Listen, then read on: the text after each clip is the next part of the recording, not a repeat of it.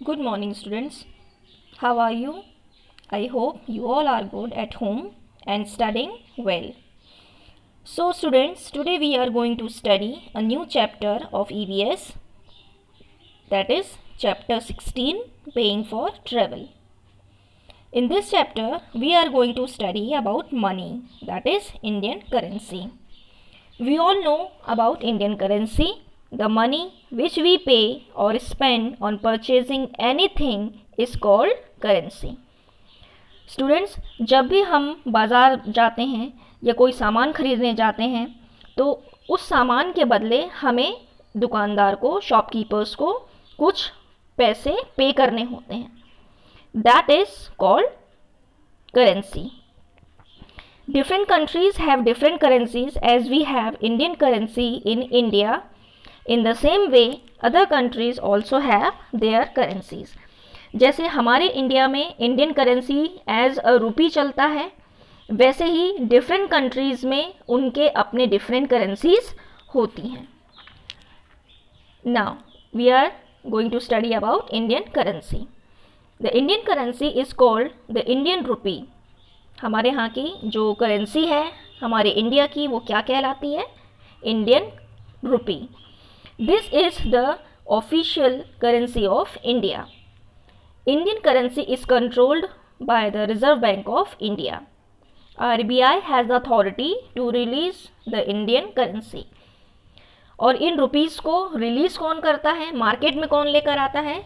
And this authority has only with reserve Bank of India. ये authority सिर्फ और सिर्फ RBI के पास है, जो मनी को, इंडियन करेंसी को मार्केट में रिलीज करते हैं. The symbol for the Indian रूपी is a combination of Devanagari. Students, यहाँ आप देख रहे हैं एक सिंबल बना हुआ है जिसे हिंदी में आर जैसा लग रहा है. This is the symbol of our Indian rupee. Okay, जो देवनागरी के रा से बना है और रोमन लेटर के आर से, विथ 2 पैरेलल हॉरिजॉन्टल स्ट्रिप्स. और ऊपर देख रहे हैं आप, इसमें 2 पैरेलल हॉरिजॉन्टल स्ट्रिप्स बनी हुई हैं. This symbol was created by Uday Kumar. और ये सिंबल, इंडियन रूपी का सिंबल किसने बनाया है? उदय कुमार जी ने. And this symbol was selected by our finance minister Pranab Mukherjee. और इसे सिलेक्ट किसने किया है? जो उस समय हमारे फाइनेंस मिनिस्टर थे, दैट इज़ प्रणब मुखर्जी जी ने. और उसे कब सेलेक्ट किया गया है? 15 जुलाई 2010 को. Our currency consist of coins and bank notes. अब हम सभी जानते हैं कि हमारी जो इंडियन करेंसी है वो किस से बनी है. एक तो इंडियन कॉइन से, जैसे कॉइन्स मीन सिक्के, जैसे 1 rupee coin, 2 rupees coin, 5 rupees coin, 10 rupees coin, तो कॉइन्स से बने हैं. और बैंक नोट्स, बैंक नोट्स आप सभी जानते हैं. Students, as you all know about notes that we use in India are 5 rupees note, 10 rupees, 20 rupees, 50 rupees, 100 rupees, 200, 500 and 2000 rupees notes. Notes of different values have different logos on them. Okay, they come in different sizes and colors. आपको पता ही होगा कि जो हमारे Indian notes हैं वो उनके colours अलग होते हैं और उनके साइज वगैरह भी डिफरेंट होते हैं. The Indian currency notes are printed at. अब ये इंडियन करेंसी जो नोट्स हैं ये कहाँ पे प्रिंट होते हैं? Nashik, Dewas, Mysore, Hoshangabad. Okay, these are some places where our Indian currency notes are printed. On each side of bank note 17 different Indian languages are written.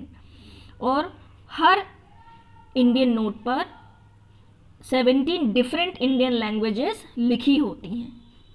Okay students, it is written in English and Hindi on one side and in 15 Indian languages on the other side. जो English और हिंदी में एक तरफ लिखे रहते हैं और बाकी की जो 15 इंडियन लैंग्वेजेस हैं वो नोट के अदर साइड पे लिखी हुई होती हैं. Okay, one side has a picture of Mahatma Gandhi and other side may have the picture of a rhinoceros, an elephant, a tiger, the Parliament of India, the Himalayas and the Red Fort और मंगलयान। ये सारी pictures हमारे Indian notes में print होती हैं। Okay, और इसके interesting features क्या क्या हैं बैंक नोट के? The white side panel of a note has a watermark depicting Mahatma Gandhi. और हम जैसे सभी जानते हैं कि हमारे इंडियन नोट्स में हमारे नेशन ऑफ फादर के जो हमारे महात्मा गांधी हैं, फादर ऑफ अवर नेशन, उनकी पिक्चर उसमें डिपिक्ट होती है। Okay, a silver security thread band with the description of Bharat, inscription of Bharat in Hindi and RBI in English can be seen on all notes when held against the light। और जब भी हम अपने Indian notes को light के सामने लेकर आते हैं तो आपने देखा होगा एक सिल्वर थ्रेड, पतली सी थ्रेड हमारे नोट से होकर निकलती है। उसमें क्या लिखा होता है, क्या इंस्क्रिप्ट होता है? भारत लिखा होता है हिंदी में और RBI लिखा रहता है इंग्लिश में। The number panel glows under ultra violet light.